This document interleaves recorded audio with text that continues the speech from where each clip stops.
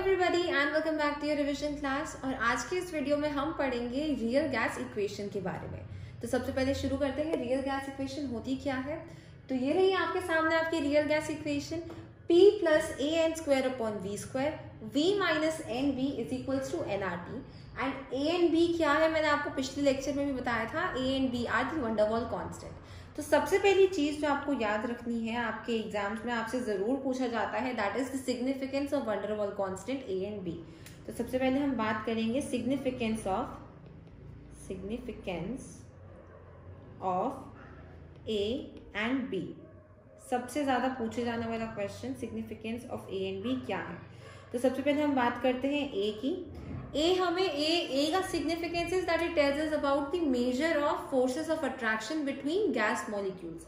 Gas molecules के बीच का force of attraction बताता है हमें ए। लिखिए, measure of forces of attraction between gas molecules.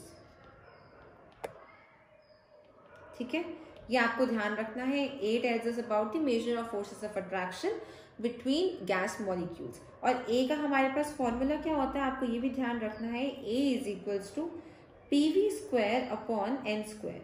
PV square upon N square होता है इसका formula.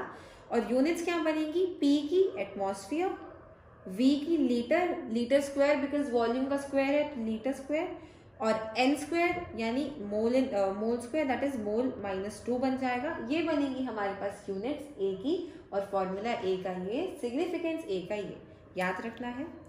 Now we talk about B. तो बी में हमारे पास क्या बनेगा, बी का significance measure of effective size. ठीक है, B tells us about the measure of effective size. Measure of effective size ये हमें पता चलता है बी से। और बी का हमारे पास फॉर्मूला होता है B is equals to V by N. V volume, N number of moles, और इसकी यूनिट्स हमारे पास बनेगी वी की litre and N mole that is mole inverse. तो ये बनेगी यूनिट्स हमारी बी के केस में। और ये है हमारा significance of A and B, जो कि आपको अच्छे से याद रखना है। ए एंड बी है क्या, वंडरवॉल कांस्टेंट्स हैं, जो कि हमारी रियल गैस इक्वेशन में यूज होते हैं। ठीक है, तो अब हमारे पास रियल गैस इक्वेशन आती है उसके 3 केसेस के साथ। ठीक है, 3 केसेस आते हैं हमारे पास रियल गैस इक्वेशन के। लिखिए, सबसे पहले केस वन हमारे पास आता है जब हमारे पास नेग्लिजिबल फोर्सेस ऑफ अट्रैक्शन होते हैं। ठीक है, तो यहाँ पर हम suppose hydrogen and helium with negligible forces of attraction, when forces of attraction are negligible. ठीक है, फोर्सेस ऑफ अट्रैक्शन नेग्लिजिबल हो। तो अब देखो हमारे पास रियल गैस इक्वेशन थी, ये है ना, ये रियल गैस इक्वेशन थी। मैं इसको उठा के नीचे ले जाती हूँ।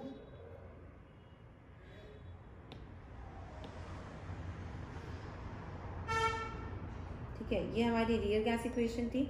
अब यहाँ पे फोर्सेस ऑफ अट्रैक्शन हमारे पास नेग्लिजिबल यानी जीरो मान ली, दैट इज ए हमारे पास जो कि हमें फोर्सेस ऑफ अट्रैक्शन बताता था, ये 0 हो जाएगा। तो मैं ये कह सकती हूँ ना कि A N square upon V square पूरा क्या हो जाएगा, 0 हो जाएगा, बिकॉज ए 0 है तो पूरा यूनिट ये 0 हो जाएगा। तो क्या बनेगा हमारे पास, P into V minus N B is equals to N R T, है ना। अब देखो P V minus N B, P is equals to N R T, P V is equals to N R T plus N B P. और ये बनेगी हमारी real gas equation जब हमारे पास फोर्सेस ऑफ अट्रैक्शन नेग्लिजिबल होगी। ठीक है, तो ये था हमारे पास केस 1। फिर हमारे पास केस 2 आता है। Case 2, N2CO2O2 with high pressure, when pressure is high, that is high pressure. ठीक है, या फिर पहले हम हाई वॉल्यूम की बात करते हैं। ठीक है, यहाँ पे पहले हाई वॉल्यूम लेते हैं। ठीक है, हाई वॉल्यूम। अब देखो रियल गैस इक्वेशन हमारी ये थी। अब हमारे पास वॉल्यूम हाई है। ठीक है, वॉल्यूम अगर हाई हो जाएगा तो ये क्वांटिटी हमारे पास काफी कम है। अगर this is 100 and this is 0.1, तो 100 के केस में 0.1 तो नेग्लेक्ट हो सकता है ना। तो हम V माइनस एन बी जो है V minus NB, we can say that it is approximately equals to V. तो हम यहाँ पे इसको V लेके चलेंगे, ठीक है। तो हमारे पास क्या बनेगा, P plus A N square upon A N square upon V square into V, because V minus N B तो नेग्लेक्ट हो गया, हमारे पास बचा सिर्फ V is equals to NRT। यहाँ पे PV plus A N square V upon V square, एक V से एक V cancel, is equals to NRT। PV is equals to NRT minus A N square upon V। ये बनेगी हमारी real gas equation जब हमारे पास वॉल्यूम हाई होगा, ठीक है। This is for high volume. Then हमारे पास केस 3 आता है for high pressure. Case 3 N2O2 CO2 for high pressure, जब प्रेशर हाई होगा हमारे पास। अब देखो, ये थी हमारी real gas equation. Pressure high कर दिया मतलब ये क्वांटिटी हमारी नेग्लेक्ट हो जाएगी, प्रेशर हाई हो जाएगा। अब जैसे हमने वहां पे किया 100 के आगे 0.1 नेग्लेक्ट हो गया, वैसे this is a very high quantity, this is a very less quantity, तो A N square upon V square जो है वो हमारा नेग्लेक्ट हो जाएगा।